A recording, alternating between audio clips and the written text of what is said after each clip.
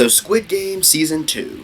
So for some background, I liked, but didn't love Season 1 of Squid Game. I thought it was really well made and really well written, but I thought it got a little preachy at times. I'm also really glad that this series is ending with Season 3 because I really don't want this story to get drawn out longer than it has to. And because this season's been out for a while, I will be including full spoilers, you've been warned. With that being said, let's start with the positives. So first things first, I really liked the way this season began. I really liked the first 2 episodes. I particularly really love the ideological conflict between Gi-Hun and the recruiter, and I love that we got to see more of Gong Yoo because Season 1 really underutilized him. I like how he starts off being portrayed as the same charismatic businessman that we saw in Season 1, but then he's slowly revealed to be more or less a complete psychopath. I particularly love the scene where the recruiter offers a group of homeless people either a piece of bread or a lottery ticket, because it kind of reflects the worldview of the games as a whole, and how people would rather have a small chance at winning a lot of money over the guarantee of something small. I also really like the way that this season kind of continues plot threads from Season 1, like trying to smuggle Se-byok's mother out of North Korea and taking care of her younger brother and Sang-woo's mother. I also kind of like the little twist where it's revealed that No-eul was being recruited as a soldier, not a player, because it kind of gives the audience a look at the inner workings of the games. I also like most of the new characters that we get as players in this season because none of them really feel like they're repeats from Season 1. They each kind of have their own unique backstory and personality. One of them has a daughter with cancer, one of them made a failed crypto investment, one of them is trans, 2 of them are mother and son, one of them is pregnant, one of them is an ex-rapper who lost millions to crypto, one of them is a coward who will maybe get a redemption arc in Season 3, one of them thinks she's a shaman, etc. I especially have to shout out the character of Thanos. He's such a hateable character, and the actor does such a great job showing how his mind works. I love how he kind of takes advantage of those who idolize him, but betrays anyone who stands in his way. And lastly, I really have to shout out the technical aspects of this season. They're just as good as Season 1. The sets, costumes, cinematography, and score are all fantastic. They still give off that creepy but innocent vibe that the first season captured really well. Let's move on to the mixed. There are kind of 2 main plot lines this season. One of them is kind of a repeat of Season 1, where it's a group of characters in the Squid Games trying to survive, and then one of them is more of a continuation of Season 1, where it's a group of characters trying to take down the Squid Game.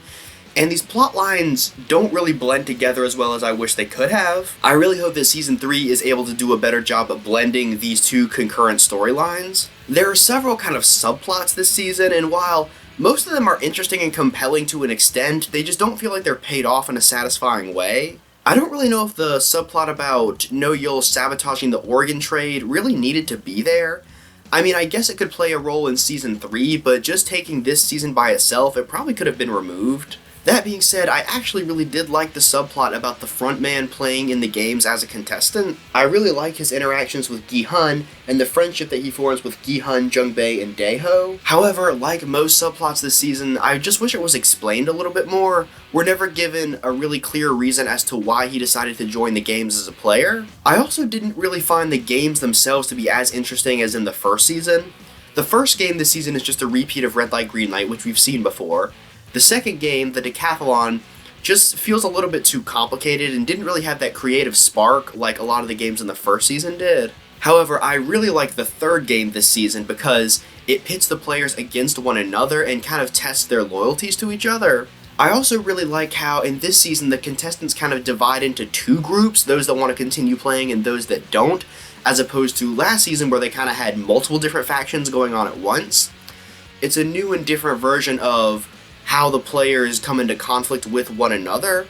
However, they don't really do a lot with this new conflict. Maybe they'll do more in Season 3, but just in this season they don't really do a lot. And while I'll admit I was surprised that Captain Park was the one working for the Squid Games, however, I definitely expected someone on the boat to be a double agent. Lastly, let's move into the negatives. First, I don't really like how this season kind of recharacterizes the loan shark characters as good guys. They were very clearly antagonists in Season 1, so seeing them portrayed as kind of goofy is a little bit off-putting. I also have some ethical issues with portraying such violent criminals in a positive light. I also think the plot beat where Dae-ho didn't go back to the gunfight out of cowardice kind of came out of nowhere.